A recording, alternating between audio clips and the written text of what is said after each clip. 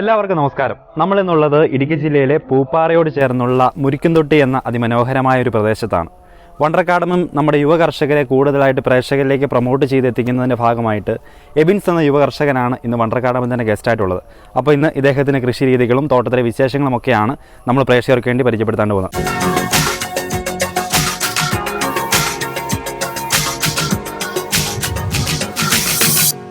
നമസ്കാരം. നമസ്കാരം. യെസ്. അപ്പോൾ എബിൻസ് ഇദ്ദേഹം നമ്മുടെ മുരിക്കുംതൊട്ടിയിലെ പ്രശസ്തനായ ഒരു ഏലം കർഷകനാണ്. പ്രശസ്തനൊന്നുമല്ല, എന്നാലും നമ്മളെ സംബന്ധിച്ച് പ്രശസ്തനാണ്. മൂന്ന് വർഷമായിട്ടുള്ളൂ നമ്മൾ ഈ ഏല കൃഷി സംബന്ധമായിട്ടുള്ള ഫീൽഡിലേക്ക് ഇറങ്ങിയിട്ടും ഏല എന്താണെന്ന് കണ്ടതും. കാരണം 2018 എന്റെ ഫാദർ എക്സ്പയർഡ് ആയതിനു ശേഷമാണ് പറമ്പ് എല്ലാം കാട് പിടിച്ച് കിടക്കുമായിരുന്നു. അപ്പം ഒരു വില കയറി വരുന്ന ഒരു ടൈമായിരുന്നു. അപ്പൊ നമ്മൾ ബേസിക്കലി ഒരു എഞ്ചിനീയറിംഗ് കഴിഞ്ഞിട്ട് ബാക്ക്ഗ്രൗണ്ട് കഴിഞ്ഞിട്ട് നമുക്ക് സ്വന്തം നിലയിൽ ഒരു സ്ഥാപനം എറണാകുളത്തുണ്ട്. ഇലക്ട്രിക്കൽ സംബന്ധമായിട്ട് ലൈറ്റിംഗ്സും സോളാർ ലൈറ്റിംഗ്സും എല്ലാം മാനുഫാക്ചർ ചെയ്യുന്ന ഒരു യൂണിറ്റ് ഉണ്ട്. അപ്പൊ അതിന്റെ തിരക്കുകൾക്കിടയിലാണ് ഫാദർ എക്സ്പയർ ആവുന്നതും. ഇവിടുത്തെ തോട്ടവും കാര്യങ്ങളൊക്കെ ഭയങ്കര മോശമായിട്ട്, തോട്ടം എന്ന് പറയാനില്ല, കാരണം ആക്ച്വലി ഇനീഷ്യൽ സ്റ്റേജിൽ നമുക്ക് 1000 ചെടികളെ ഉണ്ടായിരുന്നു. പിന്നെ ഫാദർ ചെയ്തു തന്നെ ഒരു ബെനിഫിറ്റ് എന്ന് വെച്ച് കഴിഞ്ഞാൽ ഏറ്റവും മികച്ച ഒരു ഇനം ഞള്ളാനി തന്നെ, ഫസ്റ്റ് ക്വാളിറ്റി ഞള്ളാനി. അതായത് ശരത്തിനാണെങ്കിലും ഒരു 6 അടി. എനിക്ക് ഈ വർഷം ഇച്ചിരി മോശമാണ്, പക്ഷെ കഴിഞ്ഞ വർഷത്തെ രീതിയിലാണെന്നുണ്ടെങ്കിൽ എനിക്ക് തിരുതാളി ഉണ്ട്, അതുപോലെ തന്നെ ഞള്ളാനി ഉണ്ട്. തിരുതാളി ഞള്ളാനിയാണ് നമുക്ക് ബേസിക് ആയിട്ടുള്ളത്. ഇതല്ലാതെ ഒരു ഇനം നമുക്ക് വേറെ ഇല്ല. ഞള്ളാനിയുടെ തന്നെ ഏറ്റവും ഫസ്റ്റ് ക്വാളിറ്റി, തിരുതാളിയുടെ ഏറ്റവും ഫസ്റ്റ് ക്വാളിറ്റി. കാരണം നമുക്കറിയാം, ചെയ്തിട്ടുണ്ടാവും, എപ്പിസോഡ് ചെയ്തിട്ടുണ്ടാവും. തിരുതാളി ഏലയൊക്കെ നമ്മള് നമ്മുടെ അയൽവക്കത്തുകാരനും നമ്മുടെ ഇടവകക്കാരനുമാണ് സജി. അദ്ദേഹത്തിന്റെ ഫാദറാണ് ഇത് ഉണ്ടാക്കിയതും സൃഷ്ടിച്ചെടുത്തതും അവാർഡ്സ് കിട്ടിയതും എല്ലാം ആൾക്ക് തന്നെയാണ്. അപ്പൊ ആളുടെ നിന്ന് കൊണ്ടുവന്ന തിരുതാളി തട്ടകളാണ് നമ്മളിവിടെ ഇനീഷ്യലി പ്ലാൻ ചെയ്തത്. ആ തിരുതാളിയിലേക്ക് ഞാൻ എത്താനുള്ള കാരണം എന്ന് വെച്ച് കഴിഞ്ഞ് കഴിഞ്ഞാൽ ഒരു 60-70 വർഷത്തോളമായിട്ട് നമ്മുടെ ഗ്രാൻഡ് ഫാദേഴ്സായിട്ട് ഇവിടെ എത്തിയതാണ്. അപ്പം കുറച്ച് ചരലുള്ള മണ്ണുണ്ട്. ഈ 60-70 വർഷത്തോളമായിട്ട് ഒരു കൃഷിയും ചെയ്യാത്ത ഏരിയാസ് നമുക്ക് ഉണ്ട്. അപ്പൊ കൂടുതൽ ചരൽ മണ്ണാണ്, കല്ലിന്റെ അംശം കൂടുതലുണ്ടെന്നും പറഞ്ഞാൽ അവിടെ ഒരു കൃഷിയും ചെയ്തിട്ടുണ്ടായിരുന്നില്ല. ചിലപ്പോൾ ഒരു 1-2 ഏക്കറോളം അങ്ങനത്തെ സ്ഥലങ്ങളുണ്ടായിരുന്നു.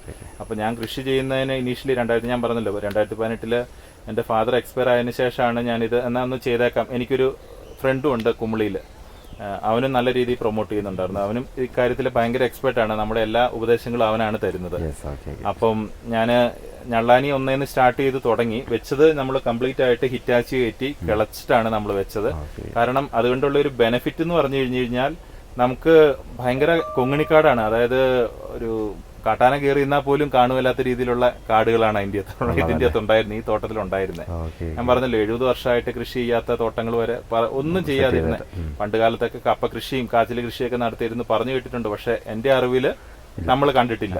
അപ്പം ഒന്നേന്ന് നമുക്ക് കാട് വെട്ടിത്തെളിച്ച് കൃഷി ചെയ്യൽ പ്രാക്ടിക്കൽ അല്ല അന്നത്തെ അവസരത്തിൽ, അത്രമാത്രം കാടായിരുന്നു. അപ്പം ഹിറ്റാച്ചി വിളിച്ചു ഒന്നേന്ന് സ്റ്റാർട്ട് ചെയ്യുവാണ് ചെയ്ത്. അപ്പൊ അതുകൊണ്ടുള്ള ഒരു ബെനിഫിറ്റ് എന്ന് വെച്ച് കഴിഞ്ഞാൽ ഇനീഷ്യലി നമുക്കൊരു എക്സ്പെൻസ് കൂടും, എങ്കിൽ പോലും കാലാകാലങ്ങൾ കണ്ട് 2ാം വർഷം തൊട്ട് നമുക്കത് റിക്കവറായി കിട്ടും. ആ ഒരു എക്സ്പെൻസ് റിക്കവറായി കിട്ടും.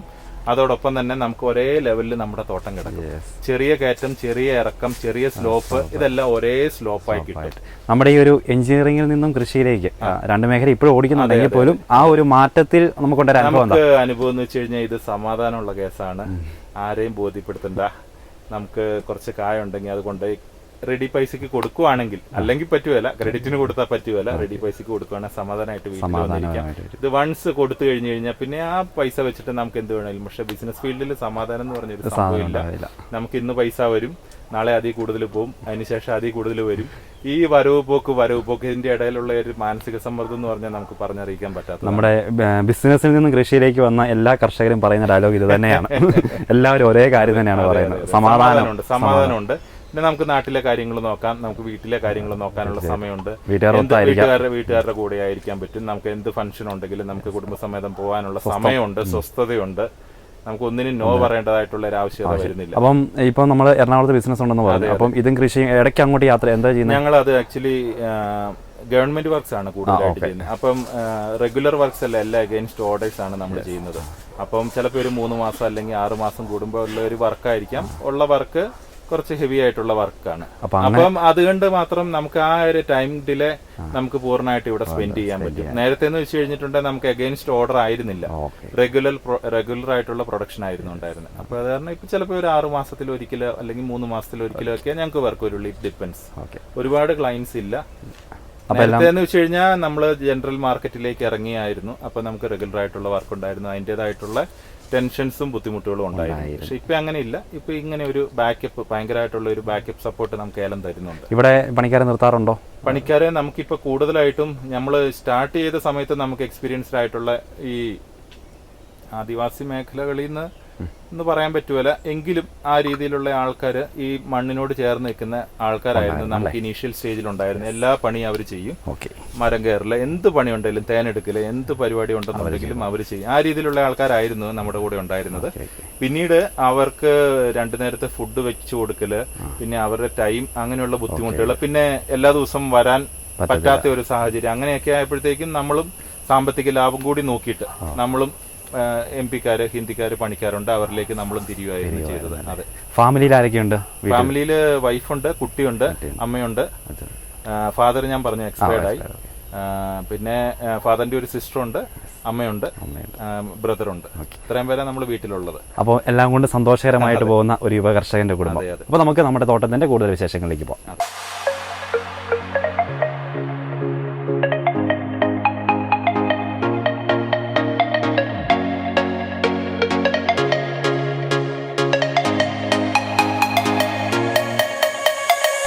ആധുനിക രീതിയിലുള്ള റീപ്ലാന്റിംഗ് സംവിധാനത്തെ പറ്റിയാണ് നമ്മളിനി കാണാനായിട്ട് പോകുന്നത്. എങ്ങനെ ഏറ്റവും ശാസ്ത്രീയമായ രീതിയിൽ ഏലച്ചെടികൾ റീപ്ലാന്റേഷൻ നടത്താമെന്നുള്ള പുത്തൻ കാഴ്ചകളാണ് നമ്മൾ പ്രേക്ഷകരിലേക്ക് സമ്മാനിക്കുന്നത്. ഇതുവരെ ഒരു സോഷ്യൽ മീഡിയയിലും നിങ്ങൾ ഇങ്ങനൊരു കാഴ്ച കണ്ടിട്ടുണ്ടാവില്ല. ആ അത്ഭുതകരമായിട്ടുള്ള കാഴ്ചകളിലേക്ക് പോകാം.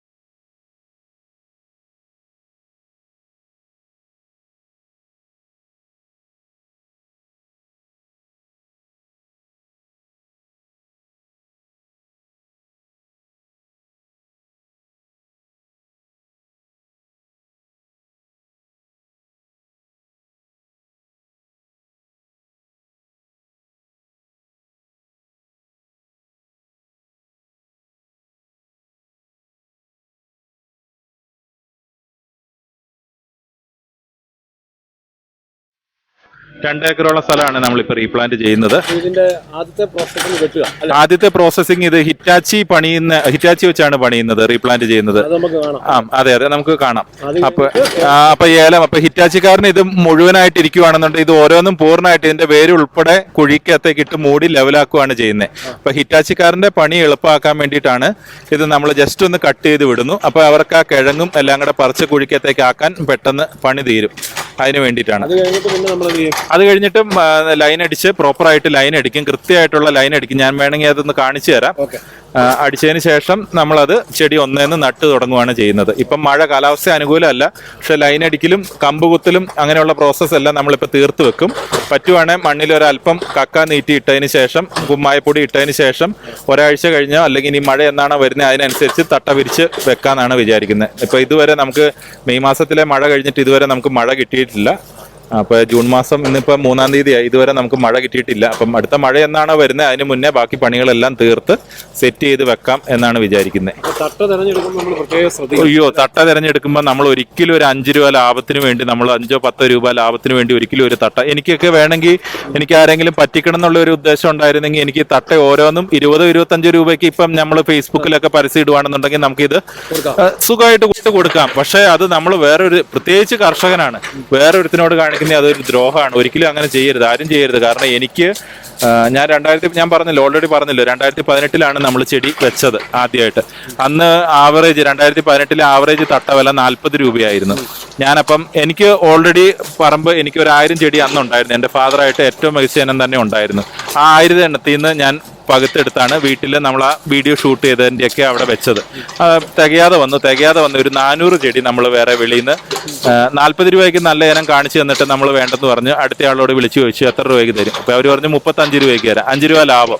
നമ്മൾ നോക്കിയപ്പോൾ 400 തട്ട 4-5 2000 രൂപ ലാഭം. ആയിക്കോട്ടെ ഇരിക്കട്ടെ, അപ്പം ഇന്ന് ഇത്രയും ഇനത്തിന് വ്യത്യാസം ഉണ്ടാവുന്നുള്ള കാര്യമൊന്നും നമുക്ക് അറിഞ്ഞുകൂടാ. അങ്ങനെ ഞാനത് ചെന്ന് 35 രൂപ 5 രൂപ കുറച്ച് ആ തട്ട മേടിച്ചു, 400 തട്ട മേടിച്ചു. 2019 ആയപ്പം ചെറുതായിട്ട് വള്ളി അടിച്ചു തുടങ്ങി നമ്മുടെ സ്വന്തം ഇനത്തിൽ. പക്ഷേ ഈ ഇനത്തിന് വള്ളി അടിച്ചില്ല. അപ്പം ഞാൻ വിചാരിച്ചു സ്ഥലത്തിൻ്റെ ആയിരിക്കാം, കുറച്ച് പല ഏരിയയിലായിട്ടാണല്ലോ നമ്മൾ പ്ലാൻ ചെയ്തത്. അപ്പോൾ 2020 ആയപ്പോഴത്തേക്കും എൻ്റെ സ്വന്തം ചെടിയിൽ ഭയങ്കരമായിട്ട് കായ ഉണ്ടായി, പക്ഷേ മറ്റേ ചെടിയിൽ കായ ഭയങ്കര കുറവായിരുന്നു. ഇതെന്തായാലും മണ്ണിൻ്റെ കേടാണ്, നെമറ്റോഡിൻ്റെ വിഷയമാണ്, നമ്മൾ വളങ്ങൾ കണ്ടമാനം ചെയ്യുന്നു. ഏറ്റവും അവസാനമാണ് ഇത് മനസ്സിലായത്. 2021 ആയപ്പം എൻ്റെ ഒരു സുഹൃത്ത് വന്നു, ഇത് ഇനം വേറെയാണ്, അതുകൊണ്ടാണ് എന്തോരം പണിതെന്ന് പറഞ്ഞിട്ടും കാര്യമില്ല. അങ്ങനെ ഏകദേശം 1 ഏക്കർ സ്ഥലത്ത് 400 ചെടിയോളം ഞാൻ കഴിഞ്ഞ വർഷം വെട്ടിക്കളഞ്ഞു. 2018 തൊട്ടുള്ള നമ്മുടെ അധ്വാനമാണ്. 2 വർഷത്തെ അധ്വാനം, ചെടി വെച്ച അധ്വാനം, വളം, മരുന്ന് എല്ലാം ചെയ്തു. കിട്ടിയില്ല. എനിക്ക് 400 ചെടിയെന്ന് ഞാൻ പറഞ്ഞില്ല, ആവറേജ് എനിക്ക് ആ വർഷമൊക്കെ 2020-21 കാലഘട്ടത്തിൽ 1.5 കിലോ അടുപ്പിച്ച് ഉണക്ക കിട്ടിയിരുന്നു. അതാണ് ഒരു 2-3 കിലോ റേഞ്ചിലേക്ക് ഈ വർഷം വന്നത്. അപ്പം 400 ചെടിയെന്ന് 800 കിലോ, അന്നത്തെ ഒരു ആവറേജ് വില, അന്ന് 2000 രൂപ അടുപ്പിച്ച് വിലയുണ്ടായിരുന്ന സമയമാണ്. 400 ചെടിയെന്ന് പോട്ടെ, 1 കിലോ വെച്ചാണെങ്കിൽ പോലും 400 കിലോ 1500 രൂപ വില വെച്ചാണെങ്കിൽ പോലും ഏകദേശം 6 ലക്ഷം രൂപ കിട്ടേണ്ട സ്ഥലത്ത് 2000 രൂപ ലാഭം നോക്കി നമ്മൾ പോയി. ആ 400 ചെടിയും വെട്ടിക്കളഞ്ഞ് കഴിഞ്ഞ വർഷം അത് റീപ്ലാന്റ് ചെയ്യേണ്ടതായിട്ട് വന്നു. അത്രമാത്രം 2000 രൂപ ലാഭത്തിന് എനിക്കുണ്ടായ നഷ്ടം 6 ലക്ഷം രൂപ അടുത്തുള്ള നഷ്ടമാണ്. 6 ലക്ഷം എക്സാക്ട്ലി ഇല്ല, കാരണം ഒരു 1/2 കിലോ കിട്ടിക്കാണും അതിൽ നിന്ന്. പക്ഷെ എന്നാലും വീണ്ടും ഒന്നേന്ന് വെട്ടിപ്പൊളിച്ച് കളഞ്ഞു. ഏറ്റവും അനുയോജ്യമായ സമയം റീപ്ലാന്റ് ചെയ്യാനും നല്ല ഇനങ്ങൾ വാങ്ങിച്ചു വെക്കാനും പറ്റുന്ന സമയം ഇപ്പോഴാണ്. അതെ, മെയ് ജൂൺ. അത് കഴിഞ്ഞ വർഷത്തെ കാലാവസ്ഥ അനുസരിച്ചിട്ട് അതെ വില കുറഞ്ഞിരിക്കുന്ന ഒരു അവസ്ഥയിൽ നമുക്കിപ്പോ ഒന്നും നോക്കണ്ട. കാരണം ഇപ്പം നമ്മൾ പണിതാൽ പോലും നമുക്ക് പണിക്കാശ് ഊരിയെടുക്കാന്നേ ഉള്ളൂ. അപ്പൊ നമുക്ക് സാമ്പത്തികം അനുവദിക്കുമെങ്കിൽ നമ്മൾ ഒന്നേന്ന് ചെയ്യുമായിരിക്കും നല്ലത്. കാരണം അടുത്ത വർഷം അല്ലെ അടുത്തതിന്റെ പിന്നത്തെ വർഷത്തേക്ക് മാക്സിമം ഈൽഡ് ആക്കാൻ പാകത്തിന് നമ്മൾ സെറ്റ് ചെയ്ത് നിർത്തിയാൽ ചിലപ്പോൾ ഒരു 3 വർഷമൊക്കെ കൂടുമ്പോൾ ഒരു വില കൂടുതൽ സാധാരണ ഇതിൽ കാണാറുണ്ട്. അന്നേരം നമുക്ക് ഇതിന്റെ എല്ലാത്തിൻ്റെയും കൂടെ കൂടി ഊരി എടുക്കുകയും ചെയ്യാം, നമുക്ക് നല്ല തോട്ടായിട്ട് നിലനിർത്താനും പറ്റും. നമ്മൾ ഏലം റീപ്ലാന്റ് ചെയ്യേണ്ട പ്രോസസ്സിങ്ങിനെ കുറിച്ചൊന്ന് കറക്റ്റായിട്ടൊന്ന് പറഞ്ഞു. നമ്മൾ ഓൾറെഡി കണ്ടല്ലോ. നമ്മൾ അതായത് ആദ്യം ഹിറ്റാച്ചി വന്ന് അതിന് പണി എളുപ്പമാക്കാൻ വേണ്ടിയിട്ട് നമ്മളൊന്ന് ജസ്റ്റ് കട്ട് ചെയ്ത് മേളിൽ നിന്ന് വിട്ടിരിക്കുന്നു. ജസ്റ്റ് ഉള്ള ഏലം കട്ട് ചെയ്ത് വിടുന്നു. ശേഷം വണ്ടി വരുന്നു. അതിന് ശേഷം അത് ആ കുഴി എടുത്തിട്ട് അവിടെയുള്ള കാടും ഈ ഏലത്തിൻ്റെ കിഴങ്ങും അതോടൊപ്പം തന്നെ നമ്മൾ ഈ ഇട്ടേക്കുന്ന തട്ടകൾ ഉൾപ്പെടെ ആ കുഴിക്കത്തേക്ക് ഇട്ട് മൂടുന്നു.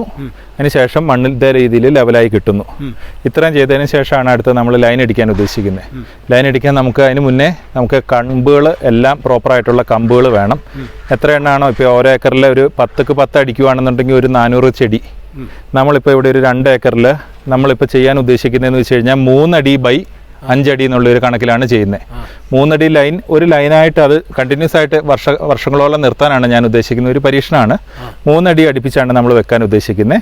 ശേഷം മേളിൽ നിന്ന് താഴേക്ക് പോകുന്ന ഈ ഒരു ഗ്യാപ്പ് 5 അടിയാണ്.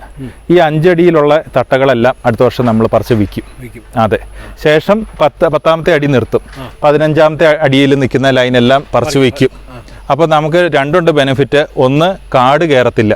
കാരണം ഈ ചെടികൾ ഒരു 7-8 മാസം കൊണ്ട് തന്നെ നന്നായിട്ട് ചൂടും. പിന്നീട് നമുക്ക് കാട് പറിക്കുന്നതിനെ പറ്റി ബുദ്ധിമുട്ടുണ്ട്. അതോടൊപ്പം തന്നെ നമുക്ക് ഒരു അഡീഷണൽ ഇൻകം കൂടിയാണ്. കാരണം ഈ ഉള്ളിലുള്ള സ്ഥലത്ത് എന്താണേലും ഉള്ള സ്ഥലമാണല്ലോ നമുക്ക് ചെടി വെക്കാൻ പറ്റുള്ളൂ. ഉള്ള സ്ഥലം നമ്മൾ പരമാവധി യൂട്ടിലൈസ് ചെയ്ത് ഈ 5 അടിയിൽ നിൽക്കുന്ന 1.5 അടി നിൽക്കുന്ന ലൈനിലുള്ള ചെടികളെല്ലാം നമ്മൾ പറിച്ച് വിൽക്കുകയോ അല്ലെങ്കിൽ നമുക്ക് വേറെ ഏതെങ്കിലും തോട്ടത്തിലേക്ക് നമ്മുടെ തന്നെ ആവശ്യത്തിനായിട്ട് കൊണ്ടുപോവുകയോ ചെയ്യാം. ആ രീതിയിലാണ് ഞാൻ കഴിഞ്ഞ വർഷം തൊട്ട് ചെയ്യുന്നത്. ആദ്യമായിട്ടാണ് ഞാൻ 3 അടി ബൈ 5 അടി എന്നുള്ളൊരു രീതിയിലേക്ക് വന്നേക്കുന്നത്. പിന്നെ ഇത് ഈ ലൈൻ എടുത്തു കഴിയുമ്പോൾ നമ്മുടെ ചെടികൾ 10 അടി ബൈ 5 അടി എന്നുള്ളൊരു രീതിയിൽ നിൽക്കും. നമുക്ക് പണികളെല്ലാം ഈ ലൈനിൽ കൂടി ചെയ്യാം. മരുന്നടി ഇങ്ങനെ മേളിലേക്ക് പോയി തിരിച്ചു വരുമ്പം ഈ ലൈനിൽ അടിച്ച് താഴേക്ക് പോകുന്നു. വളം ഇടുന്നത് ഈ സൈഡിൽ കൂടിയും ഈ സൈഡിൽ കൂടി ആ ലൈനിൻ്റെ ഗ്യാപ്പിൽ മാത്രം വളം ഇട്ടാൽ മതി. വള്ളികൾക്കെല്ലാം നല്ല നീളമുള്ള ഇന ആയത് കാരണം, ശരത്തിനെല്ലാം നീളമുള്ള ഇന ആയത് കാരണം നമുക്ക് വള്ളികളെല്ലാം ഈ വഴിയിലേക്ക് തന്നെ വലിച്ചിടാം. അപ്പോൾ ഈ വഴിയിൽ തന്നെ കായ എടുക്കുന്നവർക്ക് കായ എടുക്കാം. വളപ്രയോഗം, മരുന്നടി എല്ലാം ആ ഉള്ളിലുള്ള ഗ്യാപ്പിൽ കൂടെ തരാം. ഇതിനൊരു പ്രശ്നം, ഈ ലൈനിൽ നിന്ന് അങ്ങേ ലൈനിലേക്ക് പോകാനായിട്ട് പറ്റുകയില്ല. കാരണം 3 അടി ചെടി 2 വർഷം കഴിയുമ്പോൾ അതൊരു ലൈൻ പോലെ അല്ലെ ഒരു മതിൽ പോലെ അതങ്ങ് രൂപപ്പെടും. അപ്പം അതിന് വേണ്ടിയിട്ട് നമ്മളൊരു 30 അടിയോ 40 അടിയോ കഴിഞ്ഞിട്ട് ഒരു 5 അടി ഗ്യാപ്പ് ഇടുക. അപ്പോൾ ഇതിൻ്റെ ഇടയ്ക്ക് കൂടിയുള്ള ഒരു പാസേജ് നടക്കുകയില്ല എന്നുള്ളൊരു പ്രശ്നമുള്ളൂ. പക്ഷേ നമുക്ക് ഇപ്പോൾ ഒരേക്കറിൽ നിന്ന് 400 ചെടി 10ക്ക് 10 ആണെന്നുണ്ടെങ്കിൽ ഈ രീതിയിൽ 3ക്ക് 5 എന്നുള്ള ഒരു രീതിയിലാണെന്നുണ്ടെങ്കിൽ ഏകദേശം ഒരു 2000-ന് മേലെ ചെടികൾ നമുക്ക് വെക്കാം. അപ്പോൾ എങ്ങനെ പോയാലും നമുക്കത് ഈൽഡ് കൂടുതലേ കിട്ടത്തുള്ളൂ. മാത്രമല്ല അടുത്ത വർഷം നമുക്ക് ഇത്രയും തട്ട കൂടി നമുക്ക് കിട്ടും. പിന്നെ ഇനി ഇത് ലൈൻ അടിക്കുന്ന ഒരു പ്രൊസീജിയർ എന്ന് പറഞ്ഞു കഴിഞ്ഞാൽ നമ്മൾ ചെയ്യുന്നത് ചെറിയ റിബൺ മേടിക്കും. ശേഷം പറമ്പിൻ്റെ അതിരോ ഒന്നും നോക്കില്ല. അതെ ഇതുപോലത്തെ റിബൺ മേടിക്കും. പറമ്പിൻ്റെ അതിരോ കാര്യങ്ങളോ ഒന്നും നോക്കുന്നില്ല. ഏറ്റവും ലെവലായിട്ട് കിടക്കുന്ന ഒരു ഏരിയയിലേക്ക് ഒരു ലൈൻ അങ്ങ് വലിച്ചു കെട്ടുന്നു. ഒരു പ്ലാസ്റ്റിക് വള്ളി വലിച്ചു കെട്ടുന്നു. ഒരുപാട് വലിച്ചാൽ ഫ്ലെക്സിബിൾ ആവാത്ത രീതിയിലുള്ള വള്ളി മേടിക്കുമായിരിക്കും. ഈ കേരവള്ളി പോലെയുള്ള വള്ളി മേടിക്കുമായിരിക്കും നല്ലത്. കാരണം രണ്ടുപേര് നല്ല സ്ട്രോങ് ആയിട്ട് വലിച്ചാൽ അതിൻ്റെ നീളം കൂടും, ഇച്ചിരി ലൂസായിട്ടുണ്ടെങ്കിൽ നീളം കുറയും. അങ്ങനെ ഒരു വരാത്ത രീതിയിലുള്ള വള്ളി പരമാവധി മേടിക്കുക. നമ്മളിപ്പം തൽക്കാലത്തേക്ക് ഈ രീതിയിലുള്ള ചെറിയ ലെങ്ത്തിലല്ലേ നമ്മളിപ്പം ചെയ്തേക്കുന്നത്. അതുകൊണ്ട് മാത്രമാണ് ചെറിയ വള്ളി ഉപയോഗിച്ചത്.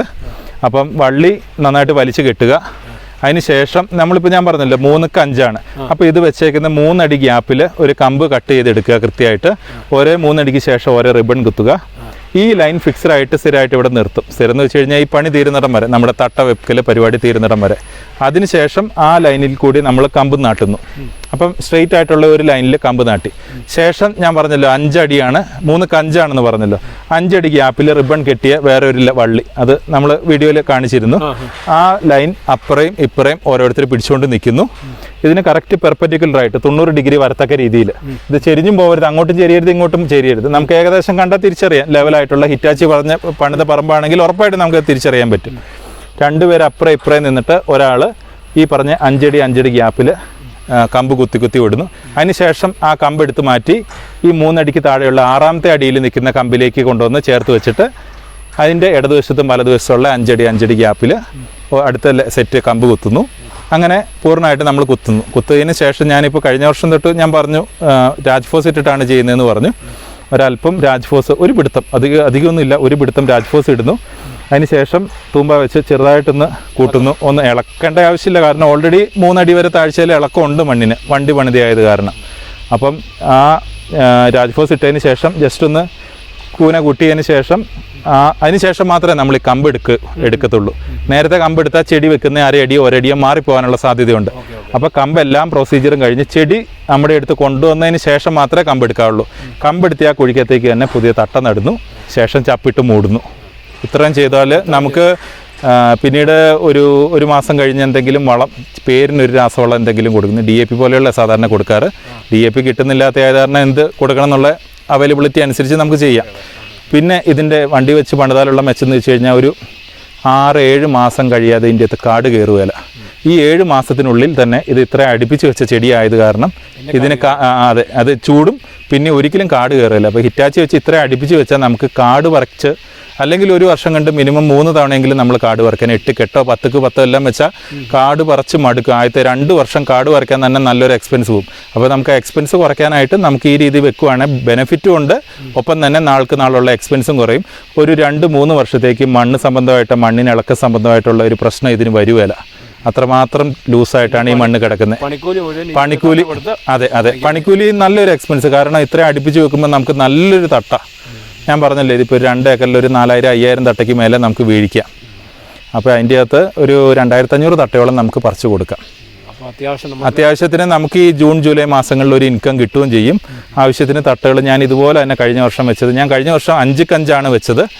ഒരു തോട്ടത്തിൽ 5-5 വെച്ച് കഴിഞ്ഞപ്പോഴും അത് ആവശ്യത്തിൽ കൂടുതൽ ദൂരമുള്ളതായിട്ട് എനിക്ക് കണക്ക് തോന്നി. അടുത്ത തോട്ടത്തിൽ ഞാൻ 4-4 വെച്ചു.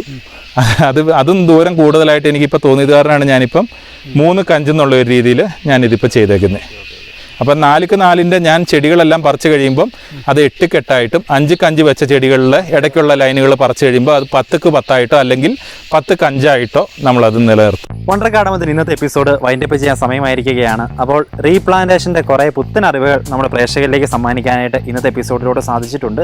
എങ്ങനെ വളരെ കുറഞ്ഞ സമയം കൊണ്ട് നമ്മുടെ പരമാവധി ഭൂമിയിൽ റീപ്ലാന്റേഷൻ നടത്താം തുടങ്ങി ഒട്ടനവധി പുത്തൻ അറിവുകളാണ് ഇന്നത്തെ എപ്പിസോഡിലൂടെ നമ്മുടെ പ്രേക്ഷകരിലേക്ക് എത്തിയത്. അപ്പോൾ അടുത്ത ആഴ്ചകളിൽ വീണ്ടും ഇതുപോലെ പുത്തനായിട്ടുള്ള നല്ല വ്യത്യസ്തമായിട്ടുള്ള എപ്പിസോഡുകളുമായിട്ട് വണ്ടർ ഗാർഡൻ വീണ്ടും നിങ്ങൾക്ക് മുമ്പിലേക്ക് എത്തുന്നതാണ്. പുതിയതായിട്ട് ആരെങ്കിലും നമ്മുടെ വീഡിയോസ് കാണുന്നുണ്ടെങ്കിൽ മറക്കാതെ ചാനൽ സബ്സ്ക്രൈബ് ചെയ്യുക. ഞായറാഴ്ച ദിവസങ്ങളിൽ നമ്മുടെ വീഡിയോസ് അപ്ലോഡ് ചെയ്യുമ്പോൾ പരമാവധി ഷെയർ ചെയ്ത് ആ വീഡിയോസ് മറ്റുള്ളവരിലേക്ക് എത്തിക്കുക. അടുത്ത ആഴ്ച നല്ലൊരു എപ്പിസോഡുമായിട്ട് നമ്മൾ വീണ്ടും എത്തുന്നതാണ്. അപ്പോൾ വീണ്ടും കാണുന്നതുവരെ ഇസ്ബി ജൽമുത്തുമര and Sabu Varghese signing from Wonder garden.